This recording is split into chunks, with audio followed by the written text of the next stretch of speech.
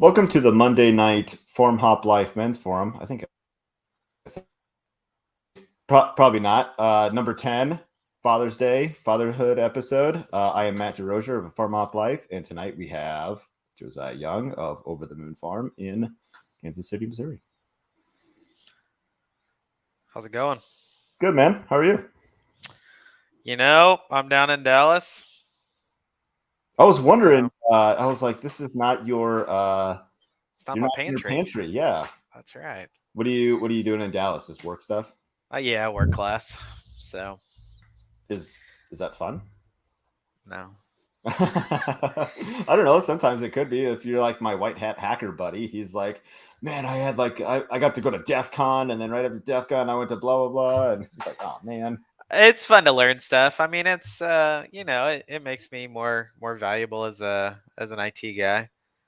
Um so I mean I enjoy the learning aspect. I don't love traveling. I'm not much of a Sure. traveler these days. So, Is it the time away from family? yeah, I mean, usually 2 days. 2 days is enough. Like after 2 days I start kind of missing Oh yeah, the family. I got you. Whether I'm home or not, sometimes they'll be gone for a couple days. Oh sure. So, so yeah, I miss my property too. I mean, the whole reason I bought it is because I liked it. So I'd rather just, Right. I'd rather just. I mean, I'm okay with not leaving the county. So I I hear don't. you. I sure as heck don't love driving to Dallas. So uh, let's talk some personal events. What'd you get done, or what happened this weekend? Good, bad, ugly. Father's Day. I had to leave. I had to leave Sunday afternoon to drive down here. Kind of my choice to drive, but I don't like Sure. flying much. No, we expanded the goat pasture. We put up another pasture. Nice. We're kind of borrowing from Peter to pay Paul. We have electric fence, electric netting that we were using to protect the garden so that the chickens could free range. So while I'm gone, we pulled the fence from around the garden. The chickens are back up in their run, and the goats have a big old area now to clean up. So I'm trying to decide if it's worth throwing down some extra cash for some more electric fence so we can do this a little easier. But that's the big stuff. We got them on a new paddock that hasn't been grazed since we had some of my friends' goats up. So it's been 3-4 years now. So Dang. that's pretty much it. Still cleaning all that area up, and there's a bunch of dead cedars that I need all the brush cleared off so I can mill them. So they'll do the work. Nice. That's pretty slick. Yeah. Yeah, I think I saw a picture of you turning out your goats, and it was something along the lines of like, "There's no way that they'll take care of all of this," and it's like 2 hours later. What happened to all It's the grass? funny. It goes from I don't know, I can't believe they haven't eaten anything to it looks like Agent Orange in Vietnam kind of a thing. Like there's just nothing left. I mean they've like you'll walk in and you'll like get low enough for goat level and you'll see there's nothing green. Like there's that line where there's nothing green. They can't get to it. And I mean that's kind of the goal with the spots that they're in right now is to really clean it up. So I don't mind that they're kind of nuking it. It's not great, later on when it's actually pasture, Sure. but for now I need it cleaned up. So Yeah. Cool. I I did this. I did a soft launch, I guess is what they call it. I don't know. Maybe I'm making that up. Of our 20 by 23 program. 20 by 23 project is what it is. 20 by 23 project to like start getting people on the schedule for next year so like we could help 20 homesteads by the end of 2023. That's our goal. There's a lot more to that, but I can't give too many details right now. There's a lot more behind the scenes that maybe next month I can get into. But that's exciting. yeah, man. And then Saturday I drove 2 hours to go pick up some used fencing, so I can put up some fence along the road. And there's more to do other places. Just don't know where I want to put it yet. Can never have too much fencing. That's true. That's true. And it's like it's there for $800. I got 50 6.5-foot treated posts, 74 12-foot rails, a bunch of rolls of, and then two metal gates that are like 7.5 feet wide or something like that. So I thought I came out pretty good on that. Well, that's a good haul. Yeah, yeah, it was kind of fun to take the drive. It was real pretty, but again, I was like, man, kind of wish my family was here. Yeah, I get that. Yeah, and then and then Father's Day was just a lot of cleaning. Big day tomorrow. That's right. That's right. Baby coming tomorrow. So That's exciting. yeah, man.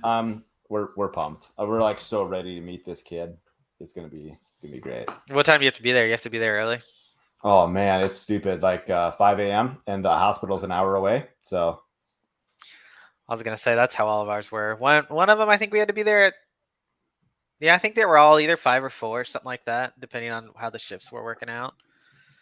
So it was not fun. So was your and we don't have to get into this if you don't want, but like was your wife C-section? Like she had all C-sections or no, she had to get induced. She never went into labor okay. naturally. So it was kind of weird because I mean, you hear about the desperate drive to the hospital kind of a scenario, and Yeah. she never even showed the slightest inclination to go into labor. So Hmm. she was really late with all of them to the point where the doctor was basically saying, we're kind of getting to that point, and I'm probably going to insult half the people that listen to this because this is apparently a very controversial topic. But there are some times where the baby just doesn't want to come, and you know what? The beauty of modern medicine, I think somebody was posting about that. I forget who it was. I commented about my mom's birth experience, having to get life flighted, but the beauty of modern medicine is there is a time and a place for intervention. There are natural things, but there's also you can get involved. You can do something about a bad a birth that could cause problems, and we were pretty close to that point with the first two, Dang, dude. and then the last two. It was more just laziness on our part. We basically just said, you know what, we're not gonna wait. We're not gonna wait. We're just gonna go ahead and schedule it for a week after the due date. And she got induced. I mean, other than the induction, she gave birth naturally. Sure. But is what it is. But yeah, I mean, my I don't think any of the births because my mom had C sections for all of us, and I mean, she had to get life flighted for my older brother and my younger sister. So yeah, I've kind of seen I've seen and heard all of the sides except for a natural birth, basically. There's still time, right? No, we're done. I think we're done. It'll have to be one of my daughters. So Yeah, that and maybe that'll be I don't need to know that. probably I'll show up. I'll show up after the baby's cleaned up and hold my grandkid, and that'll be that. There you go. So Perfect, perfect. But yeah, it's kind of crazy. Yeah, because my wife's high risk, it's a scheduled C-section at like 30. Milo, my first was like 35 and 6 days or something like that, and this one here is 36 weeks 4 days. And so like because of the situation, um her OB's like, this is when you're delivering, like this is like we're gonna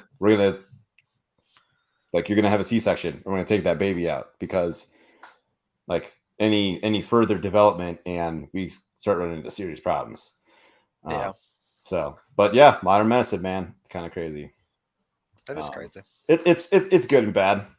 It's good and bad, There's a but balance. I mean, you can get bad absolutely. from anything, but Yeah. in this case, it's an absolutely un. I forget the word I'm looking for there, but there's no downside here. You're having a baby. You're having a healthy baby Yeah. thanks to modern Yes. medicine. You can't. I mean, Yep. so We had to go to the NICU last time, and so I'm expecting we're gonna have to do that again. So if we don't have to go to the NICU tomorrow, I mean, it's like in the same Bonus hospital. Like, points. yeah, bonus points. Like, it's all good. Yeah, So can't be disappointed if you're expecting almost the worst possible scenario. that's right. Long story is here. Hey guys, I'm gonna go. Hey, Long Story Farms in South Carolina. Yeah, I I'm heard gonna leave the you. camera off. Yeah, okay. I appreciate that. I don't want to have to turn it off for you. I don't even think I can do that, but whatever. I so we're just going over some personal events, and I saw that you had an interesting time at the farmers market this weekend.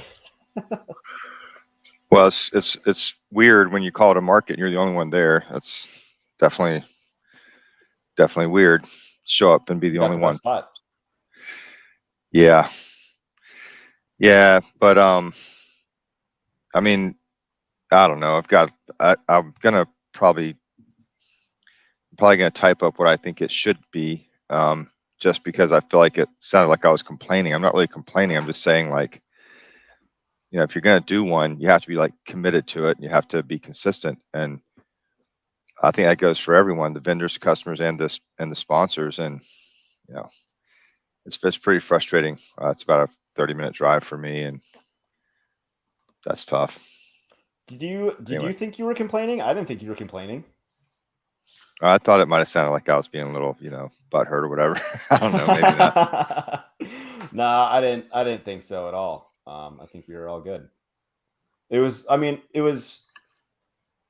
I don't think you sound how you think you sound, because it's like, no, this is the reality of being in a small town's farmers market. Like, I'm the only one here. What happened? And like, Yeah. and this doesn't work well for me because there's not enough people to bring in people. Like, you need people to bring in people, kind of thing. So like, it was very thorough. Like, it was an interesting take and needed to be talked about, I thought. Appreciate that. Yeah. Yeah. What else is new, man? Oh man, I spent all day working on fencing and stuff like Fencing that. weekend for So everybody. I think it was a fencing weekend for everybody. Yeah. yeah, Well, let's get into the main topic. So, Father's Day. Happy Father's Day to both of you. Post Father's Day, belated, I guess. What makes a good dad? And like, my second comment is like, what's the difference between a father and a dad? Because I always thought anyone could be a father. Like, be as blunt about that as you want. Anyone can really be a father, but it takes time and effort and patience to be a dad.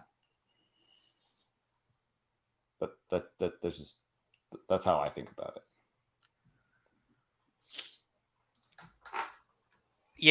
I guess for me, my dad calls them sperm donors.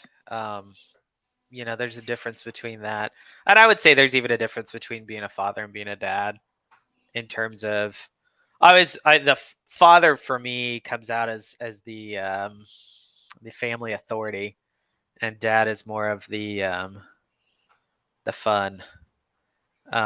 For me, that's how I've always distinguished it. So depending on whether I call him father or dad is depending on which side of my father I'm talking to at that point in time. Sure.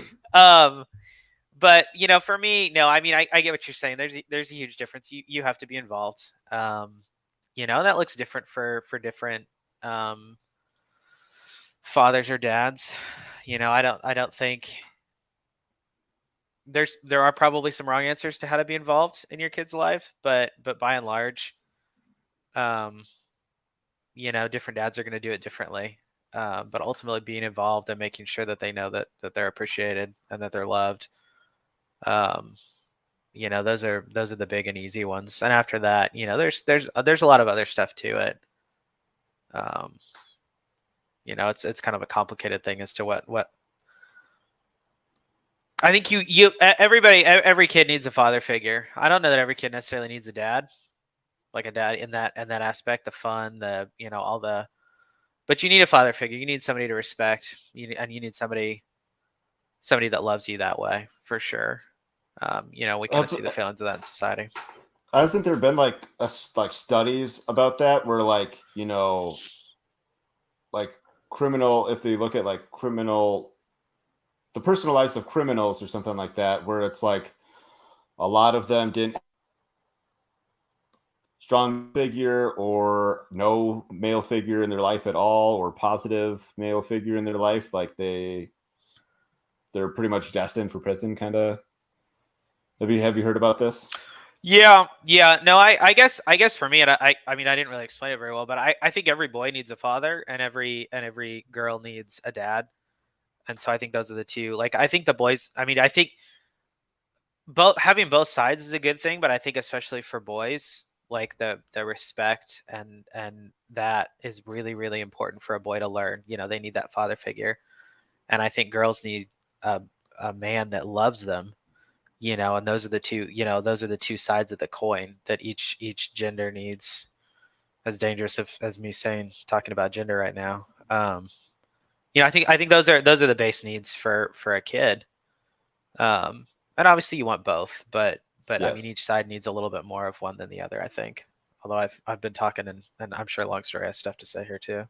No, he doesn't have kids. His kids are older. Is he even still here? What happened to him? Is he alive? Oh, I'm sorry. I had my mic on mute. I didn't realize it. Yeah. No, I was taking it all in because I hadn't thought of it that way. That boy needs a father and a girl needs a dad. That's interesting. That is interesting. I have a girl and 3 boys. And I'll tell you my main father epiphany was I had like a 2 or 3-year-old who was trying to load the dishwasher and he was doing it wrong, and I lost my mind. And then I looked at him and I'm like, who taught him how to do this, right? Like he wasn't born with like some instruction manual. And I'm like, man, my job is to teach them not to whatever, be upset Like, about stuff. Reprimand and stuff. Yeah. Constantly And correct. yeah. And so I've tried, I always fail at it, but I've tried since then to, whenever something goes wrong, to stop and check and make sure that I've taught them what I expect or what I think society expects or whatever the case is before I say, what the heck were you thinking or whatever. I had a pretty strict dad, so it's one of the things I've tried to do differently than my dad is to be more of a teacher and less. My dad taught by example very, very well. He's a great guy, great dad, but I've tried to be more of a teacher than a disciplinarian. Yeah, let's talk about my next point is, what was your dad like? So like let's go into that a little bit. What else was your dad like? Well, my dad was a chiropractor at the end of his life, but he started off as a math teacher. And one day I asked him, I said, "Hey, Dad, why did you become a teacher?" And he goes, "Well, the college I went to only made preachers and teachers, and I didn't want to be a preacher." Which I thought was pretty funny. But so he did. He taught school and coached. He apparently was an extremely good baseball player. He played in a semi-pro league. I remember, I have vague memories of that.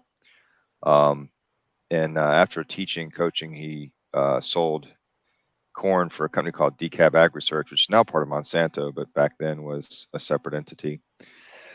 And then he got fired for being too honest, and he was always a great example to me of honesty and integrity. And he decided to become a chiropractor after that. So super intelligent guy, just very, very, very smart, very practical. Not the kind of person to lord over you the fact that they were, educated and intelligent, all that just not at all that way. He had this gift of making everyone feel comfortable around him. But he was very strict, and he was he was someone that, at least when I was younger, you did not want to cross him. He was tough.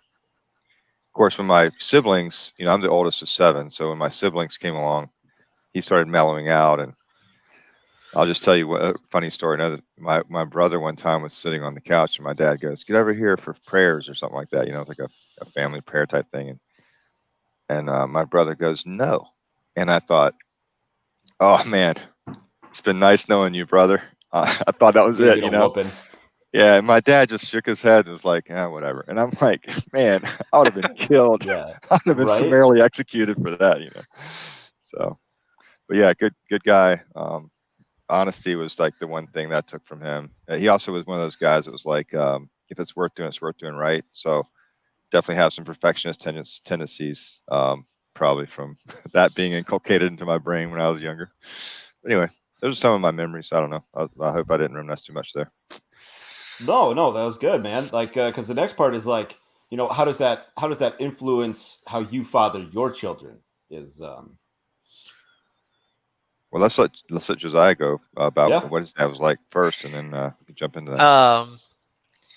Honestly, probably some similarities. He was a military brat, and so there was some of that disciplinarian in him. He was busy, super busy. Worked IT, still works IT, and so he did not have a whole ton of time to teach us a lot of things. I tell him to this day actually that he taught me that I could do anything, but he didn't teach me how to do anything. Which is it's an exaggeration, but oftentimes it would be hold this screwdriver, hold this piece, less than the actually how I'm doing it or why I'm doing this. So other than that, he's a great dad. He's a loving dad. I have no complaints about that. I know I look back fondly to actually when I got married and our relationship changed entirely from me being his son to I'm still obviously his son, but almost equals, like to the point of where, we text all the time. I probably text him. I text him on my brother more than I text anybody else probably. Part of, I work from home, so I don't have to text my wife, but I talk to him all the time. So that when that relationship changed, but that, I never had any questions. I never had any issues with him really growing up. So he was a good dad. He set a good example. So Sure. Yeah. So your dad's still around, huh, Josiah? yes. That's a great gift, man. Cherish that. My dad Yes. passed away 11 years ago, and I miss him every day. So My dad talks about that because his dad would have, I think it would have been 13 or 14 years ago for him that his father passed away. And he talks about that, anytime something comes up, he'll be, I wish I could talk to my dad about this. So young family men don't tend to live very long. So that's not his death was not necessarily particularly early in the grand scheme of things. So Dang, dude. yeah, my family's pretty morbid about that too. We'll joke about dying young. So, only the good die young. Yeah. Well, our last name is Young, so Yeah. we die young. That's kind of the joke. So those Mountain Dews aren't helping you, dude.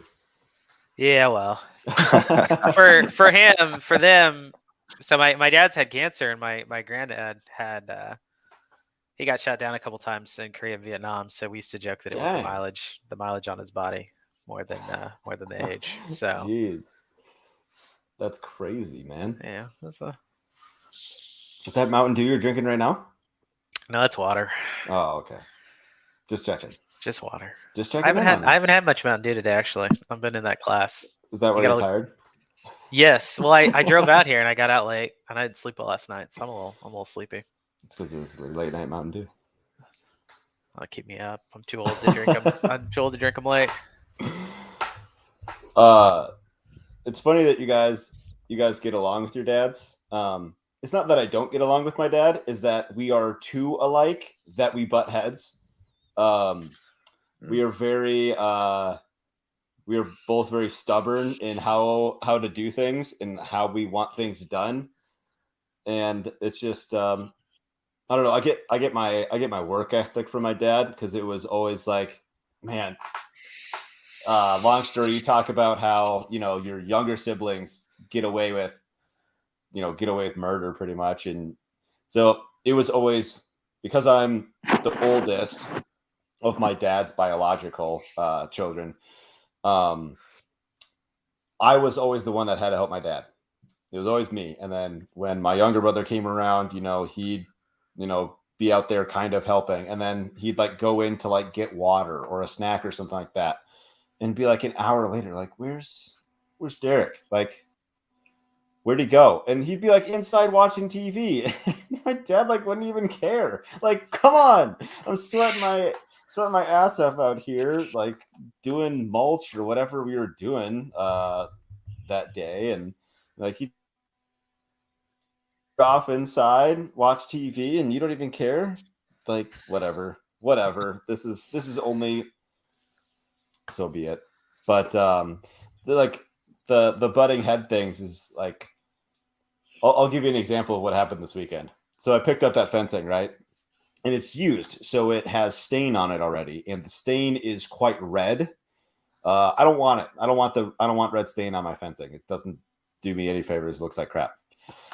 So I was like showing off I was video chatting my dad yesterday, and I was like showing him, what I picked up.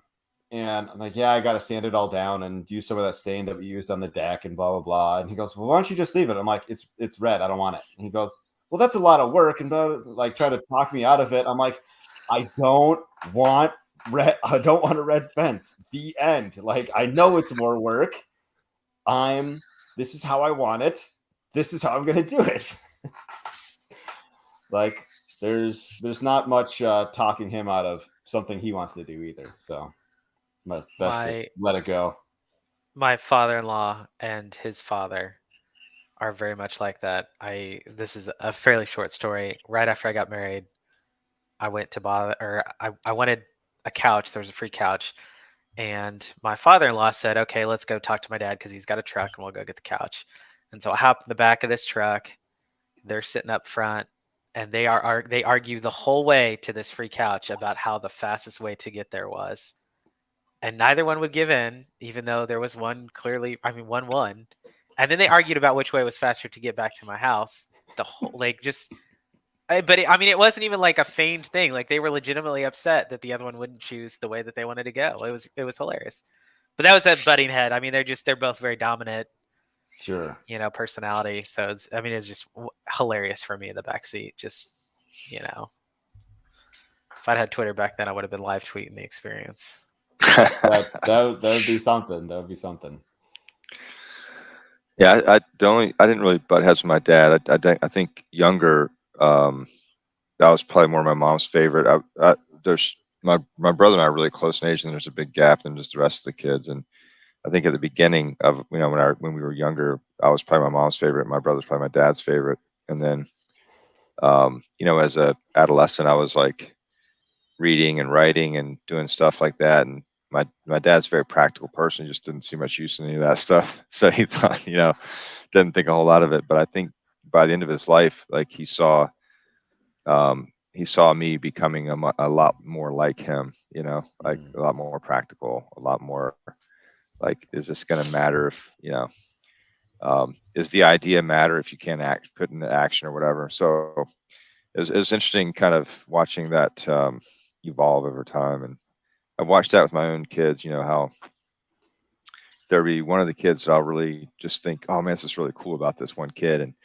And it just constantly evolves and changes as our relationship changes, as they change and grow. And it's just very interesting, watching that happen, but especially when you have 4 and you see how different they can be, even though they're all, more or less the same genetics and everything. Right. It's funny you said though, because I was a mama's boy growing up, and then when I got married, like that completely changed. And now, there's like I talked to my mom a little bit, but I mean, it's my dad. I talk to my dad 95% of the time. It's like a switch just flips in you, and you're like, okay, I need to go get some wisdom here. And yeah, definitely. Yep. So, what about your dad has influenced how you father your children, or how you dad your children, however you want to? Well, I mentioned a little bit, just, I thought my dad was more of a disciplinarian. I've tried to be more of a teacher. That's one thing that I wanted to be different than my dad in that. My dad was an extremely hard worker. My dad could do almost anything. And I have realized that my kids see me much the same way. They see me as someone who's a very hard worker and can do anything. And, I never imagined that I would retain that status as of any human being, less my kids. But again, it's one of those patterns, I think, it's just a pattern that happens, as kids. And so I've wanted to live up to that legend that they created in their own minds. I think that's been one of the things that I've tried to do, for myself to be, even though we can't ever measure up to that. I caught most of that. It was a little jittery, but I think I caught most of that.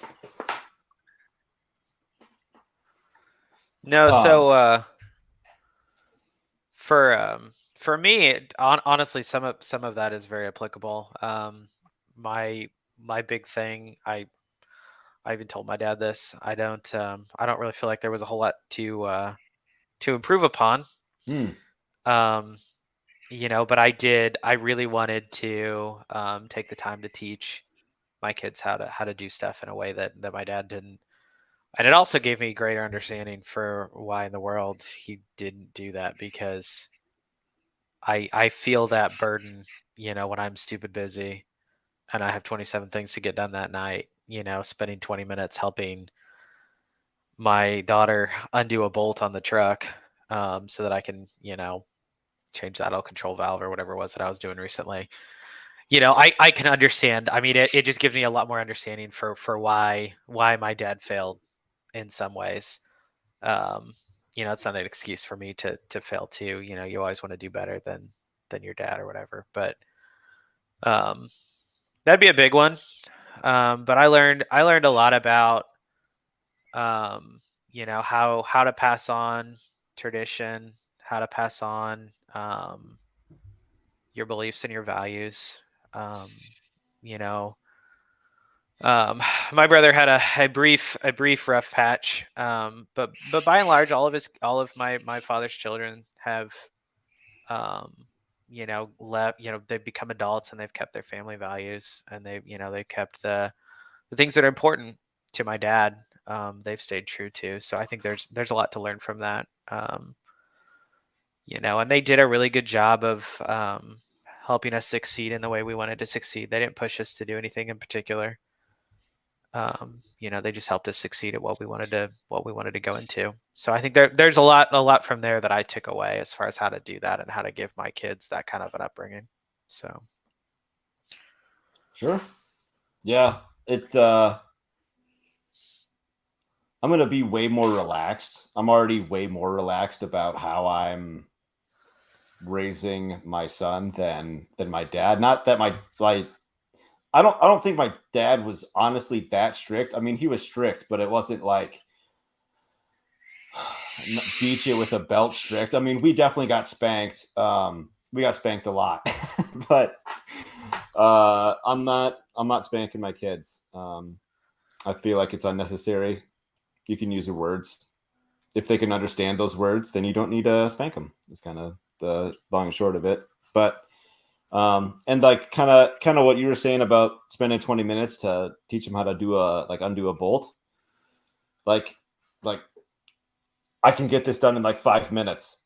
Please just give me 5 minutes. But then at the same time, you didn't teach him anything, right? It's you gotta, the classic holding the piece of wood, holding the screwdriver, flashlight, all that. Yeah, I need to. That's kind of definitely always in the back of my mind. Like, can we learn something from him helping or whatever? And I think I already told this story before, but I was moving plants outside. so that they could, start acclimating to the climate. This was like a month or two ago. And he was my son was just like in the basement dinking around with his little fake tool bench set. And so I'm just moving plants in and out, in and out. And I go to the back door and he's holding a plant, like, in a pot, and he hands it to me. I'm like, yeah.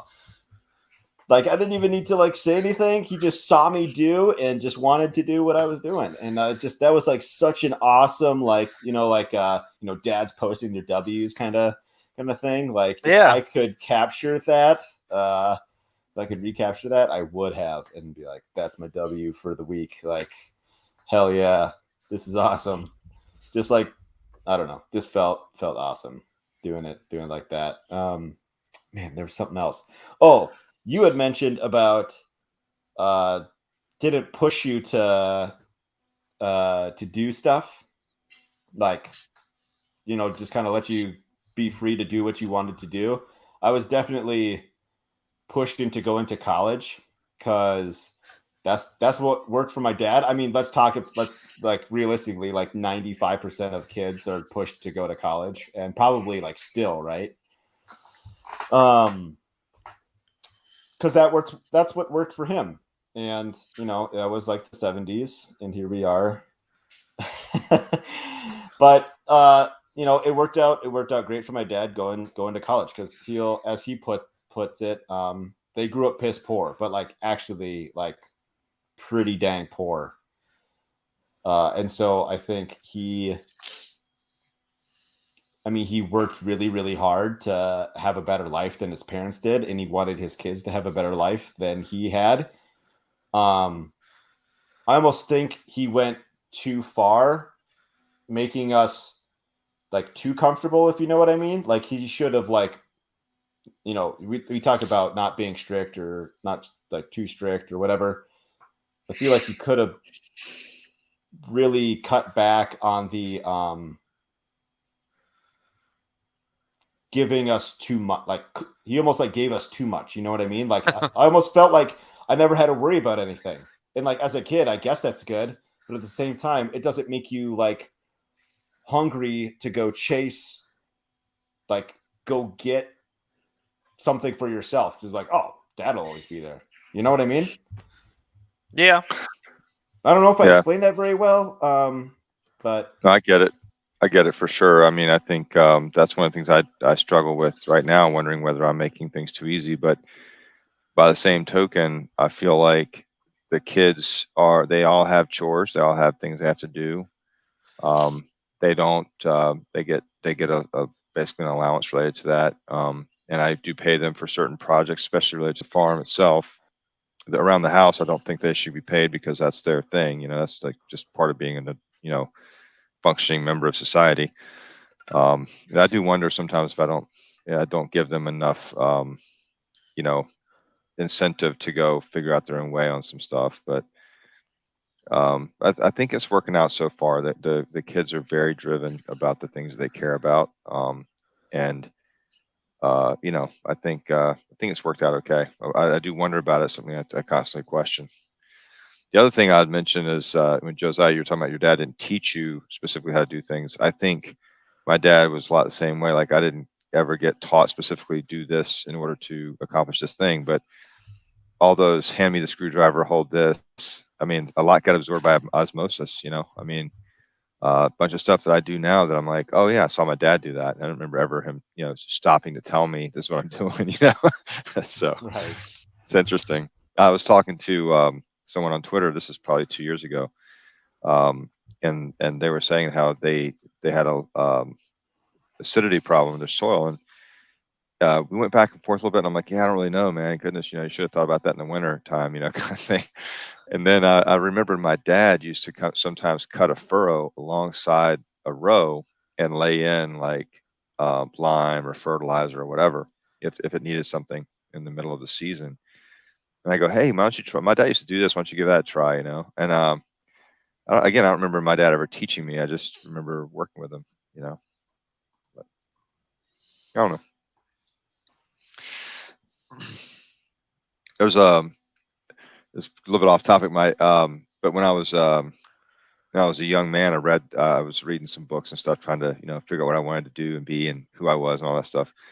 And there's this guy I think his book's on tape, like a motivational speaker guy. I can't remember his name, but he said, forgive your parents and forgive yourself. Like, get on with your life, you know?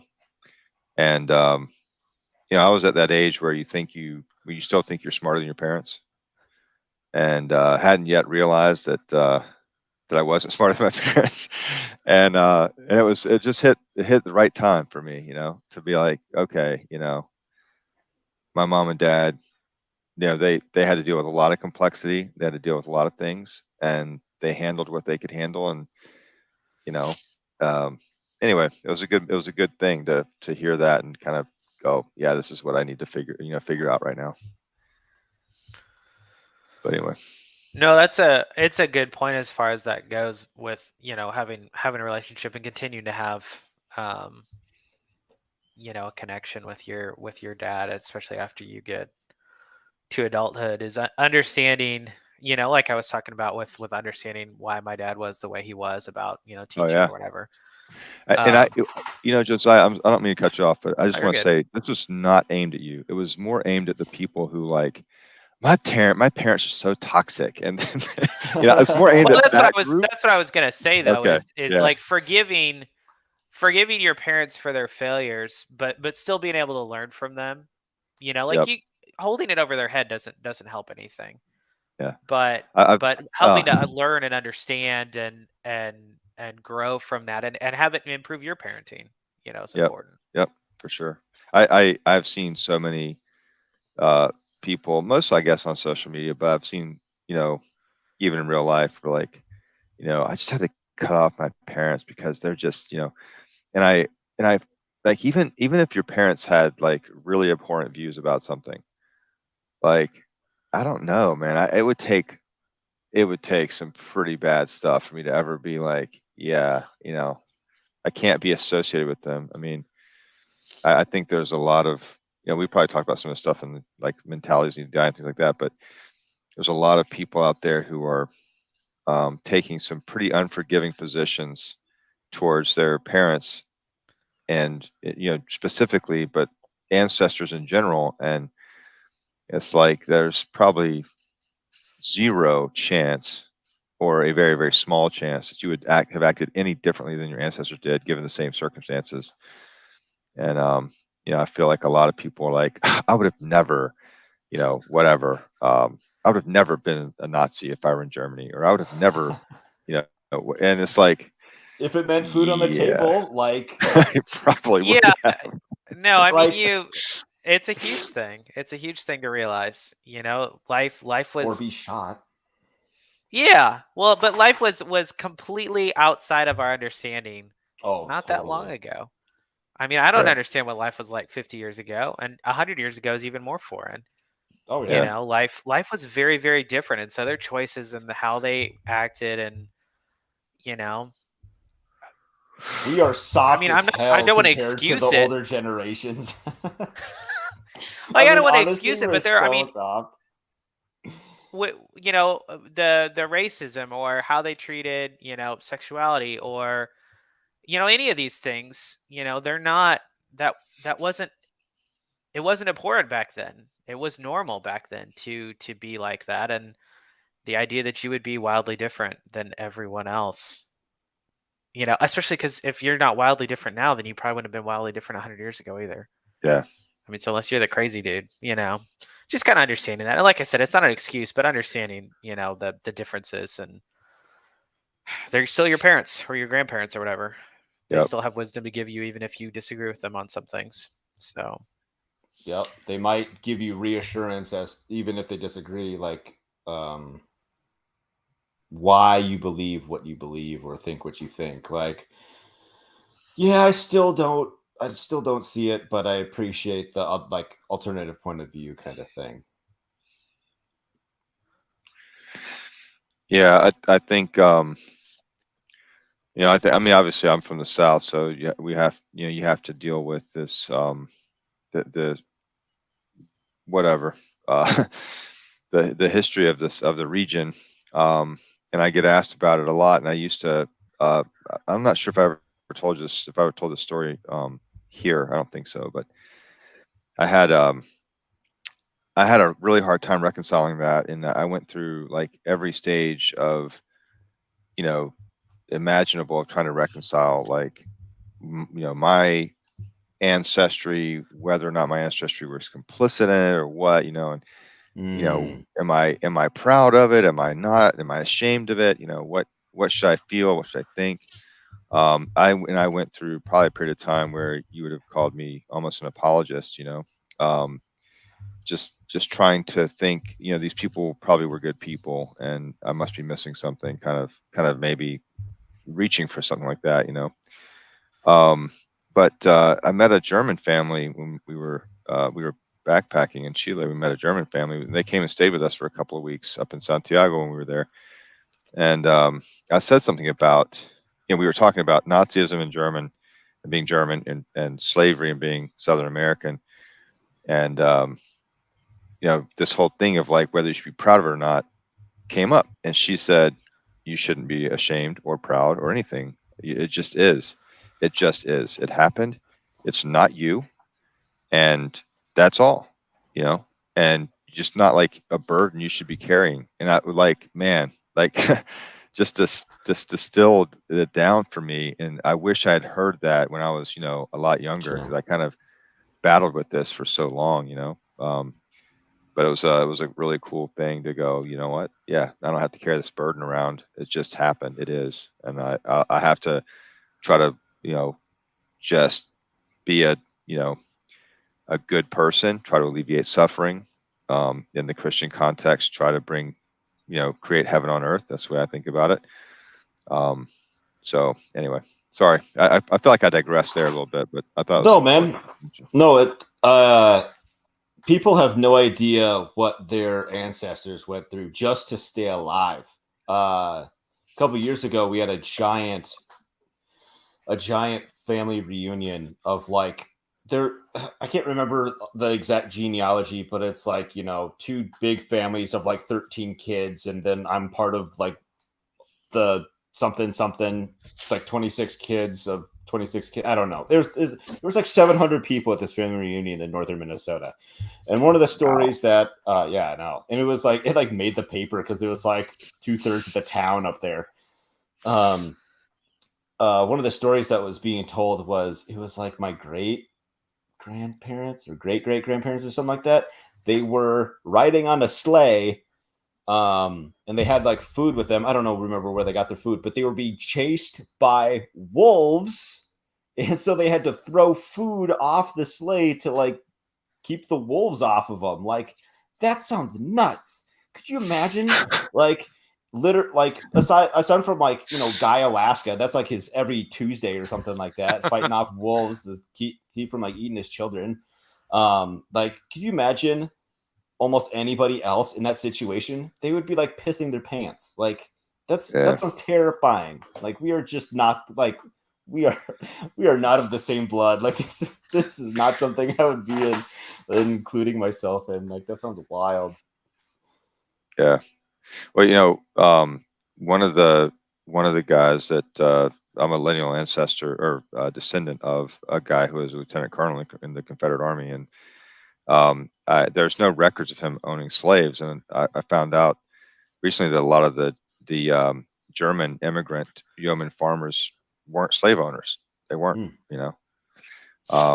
and it kind of a little bit more peace for me, but I don't know. It's interesting. I mean, I think we're, like you say, we're pretty harsh judges of these people, and we're totally out of the context of what they were going through, and really difficult to reconcile with our values. What that would have been like. I mean, like you said, like, I'm very sympathetic to the idea that we should have ecosystems that are intact, and that means wolves and other predators, apex predators. But if you were thinking in terms of a settler back in that time frame, shooting a wolf would have seemed like the most reasonable thing in the world. Well,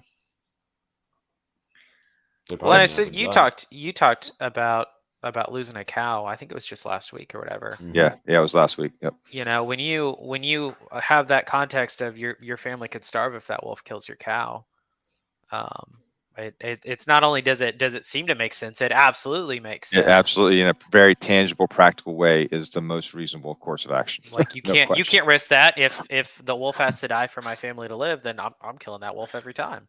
I'd Yeah. still kill that wolf every time, even knowing, you know, like if that was my choice, you know. But I think, I mean, to take your whole story and circle back to kind of where we started from again, it comes back to forgiving, whether it be your parents or your great, you know, granddaddy, Yeah. and forgiving them for that and trying to do better, Yep. at the same time, um, you don't have to excuse it. You don't have to offer any of those things up. You say that was then, this is now. I do better than that, Yep. and that's all. I mean, at the end of the day, you're not going to change what happened 170 years ago. Nothing to do about it. So other That's a good than point. live your life to the best of your abilities and learn from, and use the life that they gave you. So, because I mean, you look back, everybody's family, everybody's genealogy has somebody that did something horrible. So, what are you gonna do? Just make sure it's not you in that tree.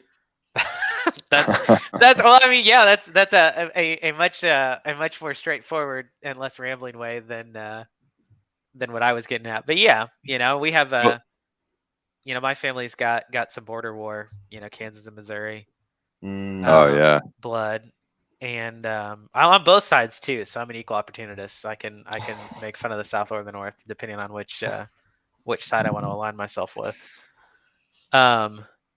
But so that isn't even that far back. I mean, I don't know. I don't go much further back than the 1820s in my family. But when you go back, you're gonna find something. You're gonna find something that you Yeah. you should probably be ashamed of.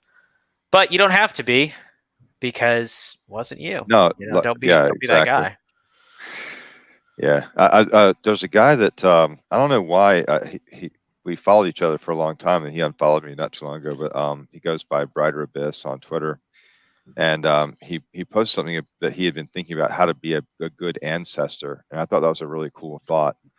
How can you be a good ancestor? How can you be someone who lives values that are going to last through, not just the next 20 years, but the next, century or millennia or whatever. It's hard. It's a hard thing because some of this stuff is morphs over time. But I thought it was a really good thought.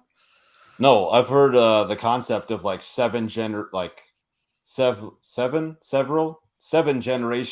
thinking, like like your descendants that there is no chance you will ever meet, even with living to 200 years or whatever. Like you'll never meet these kids that will eventually be adults and then have kids of their own, so on and so forth. But like, what are you doing right now? That's for them.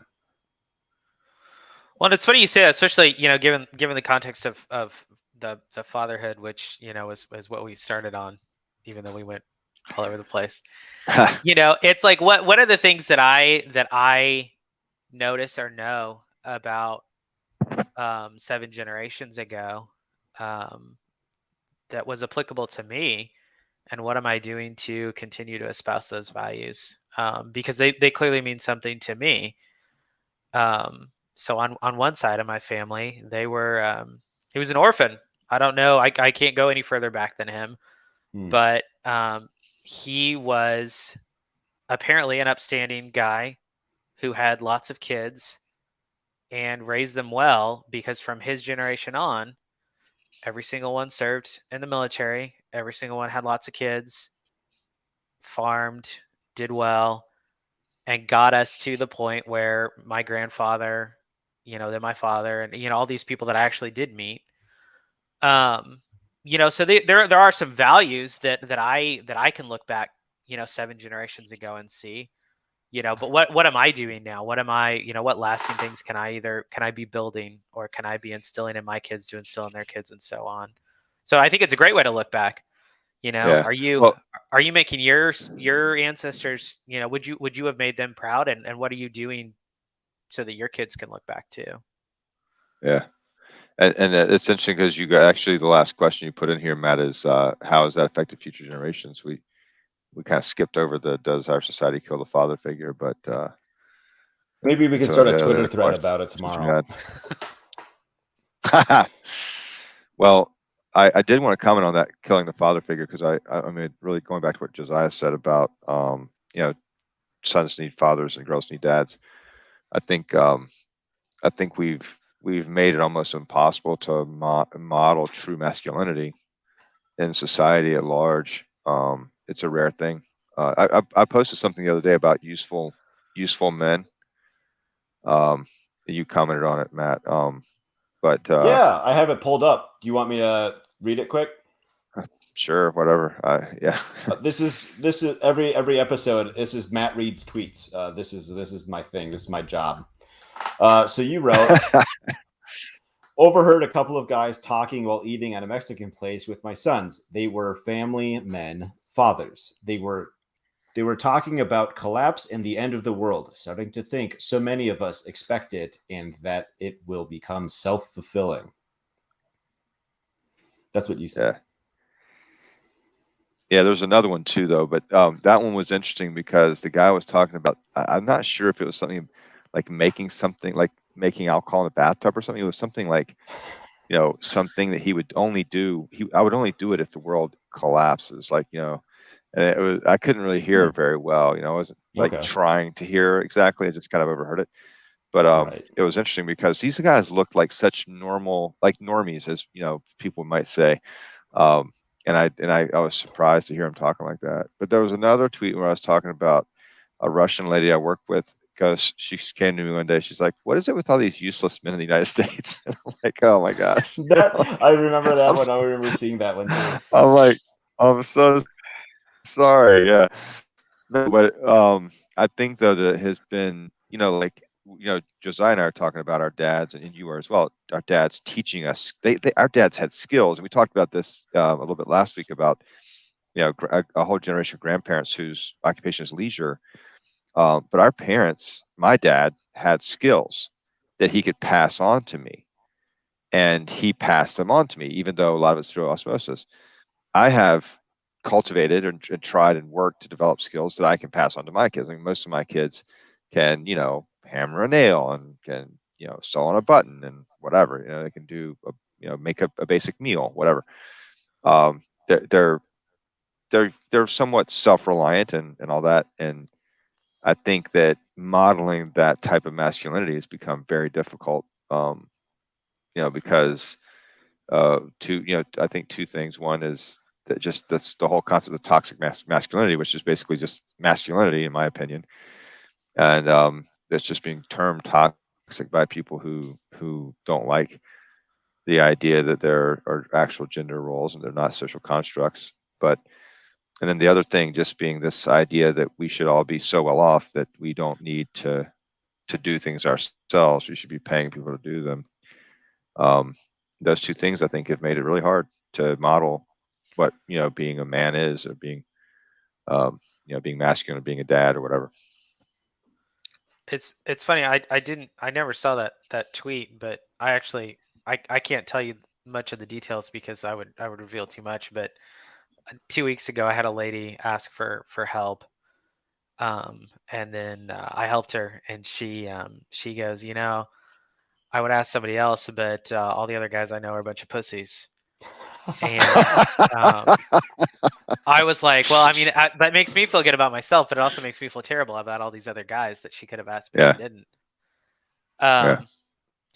But no, Dude, I you're a think, 10 out of 10. yeah, I mean, Too bad I you're felt, taken. yeah. I think the other thing that happens as far as, you know, with those skills or those other things is I think we can sometimes caricature what those men look like. You know, I think to some degree, and I have an email job, so I don't want to talk down on trades, but I think like even myself, I actually have maybe a bit too much veneration for trades because they are this caricature. They are this thing that I look at like you know, they do have all these practical skills, some of which I don't have. They are very skilled. They have these things that, you know, they're lasting skills. Mm-hmm. you know, but you can still be a dweeb of a dad and be capable.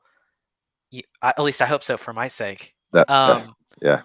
You know, but so you don't have to be this hulking dude who can, you know, engine swap a Chevy truck in a night, you know, to have a skill that's valuable, to have a skill that you can pass on, to be capable, to be not, you know, not a pussy like that, like the lady Well, told me, you know. yeah. And I think one of the things is that we caricature that, like you say, both in a positive way and in a negative way. But the one thing about the one, I guess, skill that I want my kids to learn more than anything else is not to be afraid of trying. Like if, Mhm. because half the 100%. time when people ask me to do something, they go, I don't know anyone else that can do this. You think you could help me? And I'm like, huh, I've never done this before, but let's see if we can figure it out. I'm not afraid to try, you know? And you know, when you're dealing with something that's already broken, hey, how bad can it get? You know, especially if you're trying, when you're trying to fix something. But I'm just saying, like, just to have that lack of fear of giving it a shot, doing your best effort. That's the one thing. If I could just push one thing into my kid's brain, that would be the one thing I'd program them with, because you know half of it is just showing up and giving it a shot. I think. I mean, Dude, and more of that's my you stuff described. doesn't Oh, go work ahead. than does work. Half of my IT job is running back to my desk after somebody tells me something is wrong and Googling it. Yeah.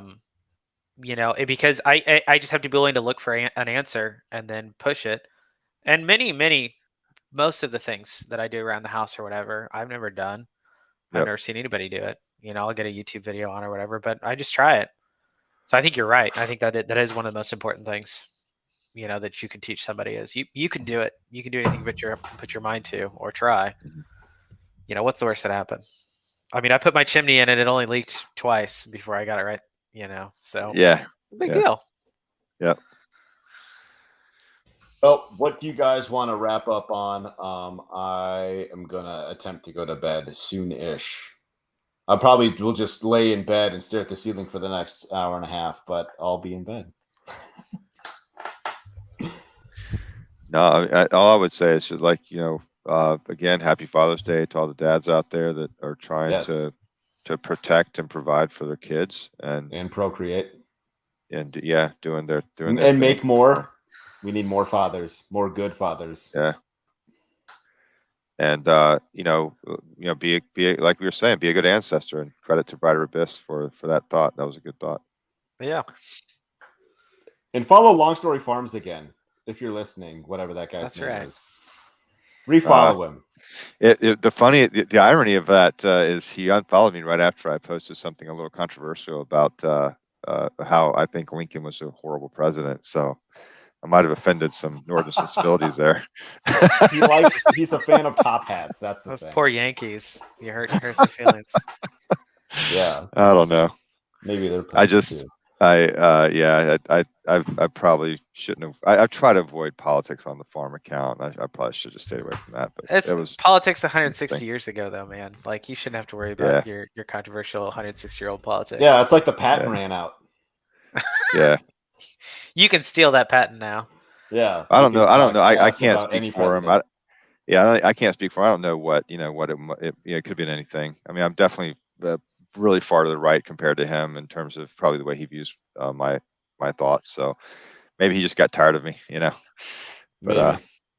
yeah, No, I mean, I guess for me, ending on, you know, even talking or even thinking about what you want as being a dad or being a father means you're doing more than I would say most parents, most yep, fathers in America for sure. It's like even just putting forth the effort to think about how you want to be a dad means you're probably going to get a better outcome than most folks would. Yeah, if you're yep, Um, stressing about it. yeah, Mm-hmm. you know, I know it was something that worried me for the first, and you know, but ultimately, and that was a little piece of advice that my dad gave me was you know, if you're thinking about it, you're on the right track. You know, you'll find what works for you and what works for your kids. So that's my big thing as far as, you know, what, you know, as how fatherhood works and how you know what your role as a father is. So All right, we're all gonna get our kids on the next podcast, and they can discuss how we're doing. if I give enough ice Thumbs cream and up or candy thumbs out, down? they'll say whatever I want. So Hey, if that makes you a good dad, I don't. that's what makes me a good dad. Bribery Ice cream and to candy. get the right behavior. That's exactly what works. So, to Josiah's point earlier, Milo, if you ever listen to this in the future, and then baby number 2, who we don't know what we're having yet. If you are listening to this, I'm trying my best. Please forgive me. There you go. Give me some grace. So because of that, we are going to take probably like a 2-week break. I'll let you guys know when we're picking back up. Probably early-ish July, 2nd week in July, probably maybe 3rd week. I don't know. We'll talk about it. We'll message each other. We'll figure it out. So, long story. Where can people find you? And what do you do? Right now, Twitter and Facebook, Long Story Farms. We're in Newberry, South Carolina, and we're at the market every weekend. So come find us. Even if you're by yourself. Well, that one was a different town, but yeah, our okay. little local Newberry market, we're there whenever the market is there, and we might have some news on a new market, which I mentioned that in that thread the other day. Nice. In a week or two. I'll definitely let everyone know. Yeah, we've got some ideas brewing. So. Oh yeah, man. Josiah, go. And I'm on Twitter, Inventive15. I think actually, goats. I have goats, and I think actually probably by the next time we have this this call, my wife will have flipped on her Instagram, and she'll be doing the wife side of the Over the Moon Farm duo of homesteaders. So I'm looking forward to seeing what she puts out. she's definitely got the artistic eye that I do not between the pictures and the videos. So I don't she's know, also but you put up some pictures of your kids every once in a while. And I'm like, damn, that's a good picture. I stole them from her. Actually, she gets upset about that. I'm well, then supposed to you be get the giving credit. her. Whatever. Well, yeah, but I'm supposed to be giving her credit. Eh, But she's a lot more photogenic than me too. So I'll go a long way. So that's fine. Cool. And I am Matt DeRocher of Farm Hop Life. You can find me everywhere. Farm Hop Life on all the handles, and check out my 20 by 23 project. You can go to farmhoplife.com/20x23. Learn more. Help 20 homesteads in 2023. That's the project. There we go. All right. Thank you guys for being here. Thanks everybody for listening. See you later. All right. Thanks, Matt and Josiah. Talk to you guys later. See ya. see ya.